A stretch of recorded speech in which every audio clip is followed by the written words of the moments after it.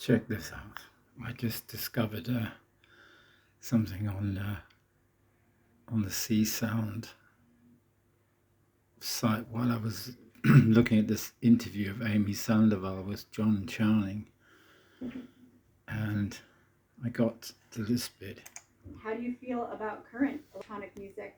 Is there anything that impresses you, or are you not impressed? It's 11:51. Well, I mean, it's a larger category. There's the music that people do, say, at Stanford and in the, let's say, academic music world has overlapped with the popular electronic music world because we use the same tools. Like one of the common platforms is Max MSP.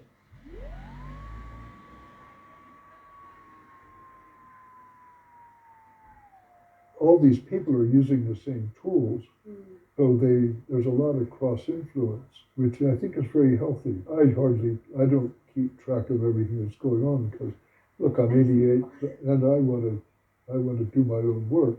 Yeah, I completely agree with that. Is there something that you would like to let the synth community know? There are two worlds, right? There's the people who sample, the people who synthesize. Well, there's a third world, people who do both. The greatest surprise comes with synthesis. The platform that produces the greatest surprise is the FM platform, because it's a very small parameter space with a huge universe of possible outcomes, because it's non-linear. So a small change in one parameter, like changing the ratio of the carrier to the modulating frequency, maybe just be the difference of 0.5, can produce tones that you never imagined would occur. It's full of surprises, and that's the wonder that I have always found so important in my world of synthesis and composition, and it's what I use still.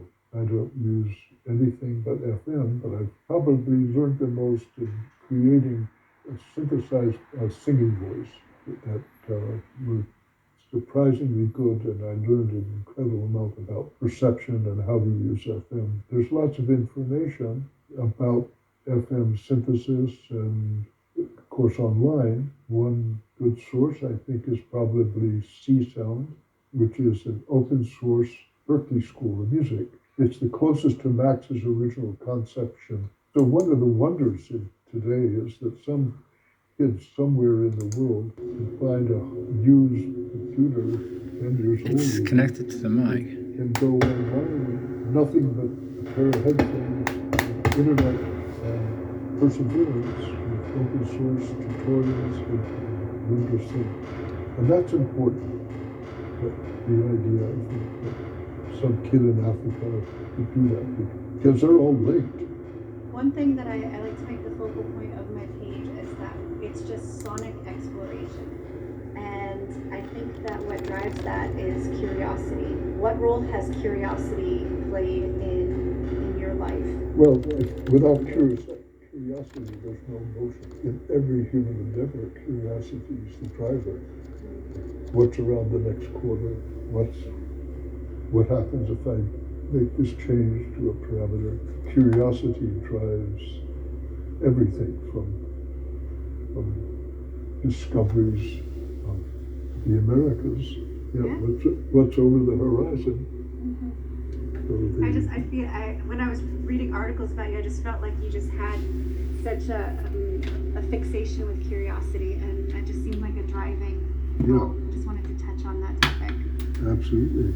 With the way that technology has made so many monumental changes, how would you describe the way that young adults have evolved in their approach to music and sound design? I watch the students at Stanford, and they're always sharing. See, that's the wonderful thing about places where people can congregate. And I think if I were in the education business, I would create opportunities for people to get together, like in clubs or something, where they working side by side on a regular basis, maybe say once a week, you get 10 or 20 people in a classroom and you're going to all take some idea and work on it, or no idea at all as a starter to work on stuff, but to listen to what another's doing. That's how we learn, and it's inspiring. And It's picking up some mains hum because I moved the speaker near the cable. Or just any musicians who are just, trying to. follow your passions, do the things that you like, and do it for others, because then you'll know that at least one person on this earth. I'm sure there's someone else who knows. But the next piece of that besides me. But first of all, I have to like it. I have to like what I've done. Trying to damp it a bit. That's important. Because it's not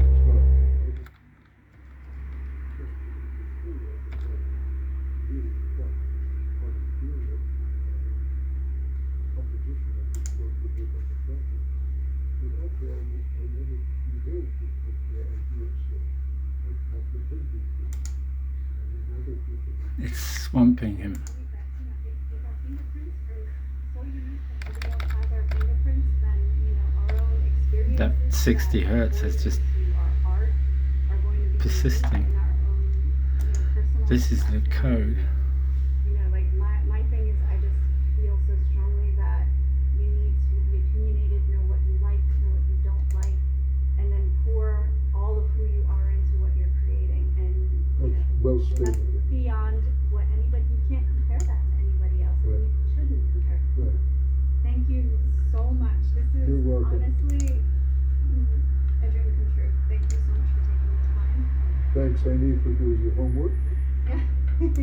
That makes for a good interview. Whew. So that interview was a dream come true, and seriously, I was overwhelmed and blown away by So am I. how amazing it was.